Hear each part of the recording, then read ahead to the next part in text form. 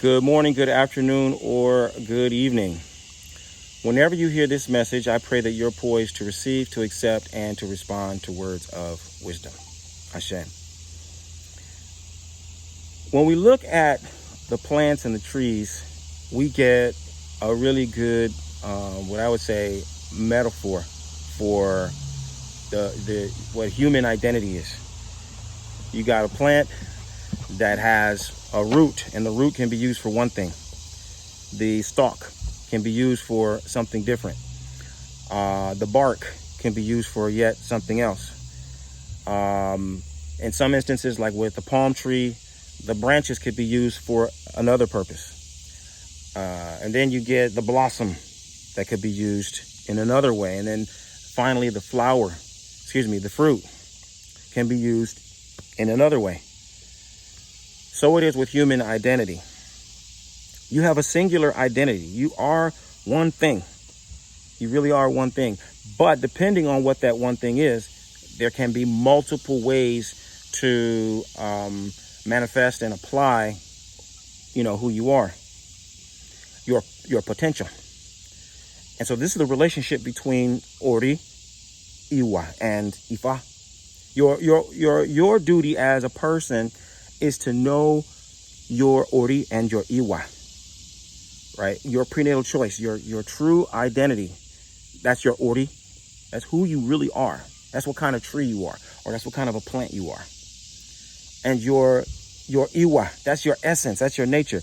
People will, have, I would say, misconstrued Iwa to be character, as in, being good.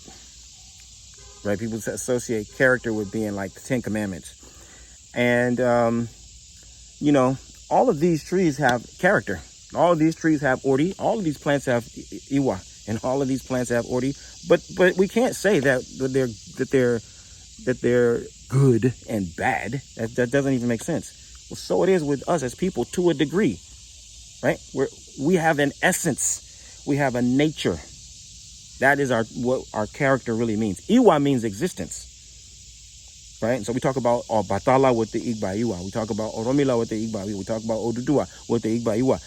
It isn't that they came to the world and brought, niceness and kindness to the world.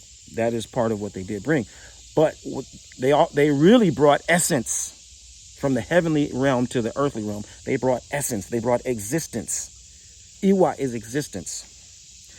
Ori is identity. So who you are and how you show up and what you're made of is what you really need to discover within yourself. Ifa is not going to tell you that. Ifa is not going to tell you that. You need to accept that within yourself. You need to be introspect and meditative and know and embrace, hey, this is who I really am. This is what I'm truly made of. Right? And so the refusal to do that ends up creating a situation where people start to overcompensate. They start to overdo. They overuse, for example, Ifa. They misuse Ifa to try to compensate for what they are actually not. And so what do I mean by overcompensate? This is where you will find people who will tell you, oh, everything is going to be solved with just this Ebo. Everything is going to be fulfilled through this Ebo. Everything is going to be realized if you get these beads. Everything is going to be complete when you get this pot. Everything is going to be accomplished when you take this title. Everything is going to be complete when you have this thing or that thing. Everything will be complete when you have, this verse. And what inadvertently happens, what is happening right now is it's the commoditization of Ifa. Meaning we are turning Ifa into a commodity. And I don't mean just that people are exchanging money for it. I mean that you've reduced it to a commodity, and people just think that if I have it, then that's enough. And it doesn't matter how it happens, as so long as I have it. A commodity is rice. Beans are a commodity. Gravel is a commodity. Bricks are a commodity. People are now having Shango is becoming a commodity. These verses of Ifa, these 256 verses of Ifa, these are becoming commodities. right? Commodities in the sense that the only difference between one and the other is the price. Hey, I got the Odu from this guy, or I got it from him. I got the Shango from him, or I got it from her. The only thing that's different is that it's the price. I paid less for mine. That's a commodity. If the only thing that differentiates this one from that one is the price, it's a commodity. And so people will get to the point where they say, hey, well, you know what? I don't even need to have a babalawo. What I'm going to do is I'm going to go and use this machine, and I'm going to divine with an app. And as long as it spits out a signature and tells me a message, then that's all I need. Because we've reduced it down to a commodity.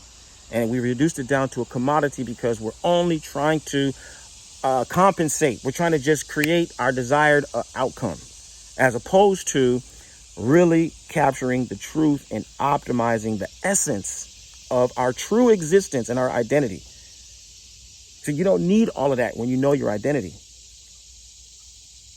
Listen to what I'm saying.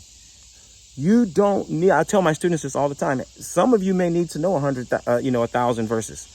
Some of you only need to know 2 verses, because those 2 verses are going to unlock the secret to your essence. And so long as you can follow the playbook of those 2 verses, you're going to be fulfilled. So you have your essence, you have your identity, and then you've got the recipe, you got the strategy. You got to say that this is the way that you're going to approach being who you are. But you've got to know who you are first.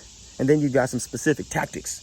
These are the step-by-step things that you're going to do at this time, in this scenario, in this event. When this happens, then you're going to do that. When this happens, you're going to do that. Right? But it all begins with knowing who you are.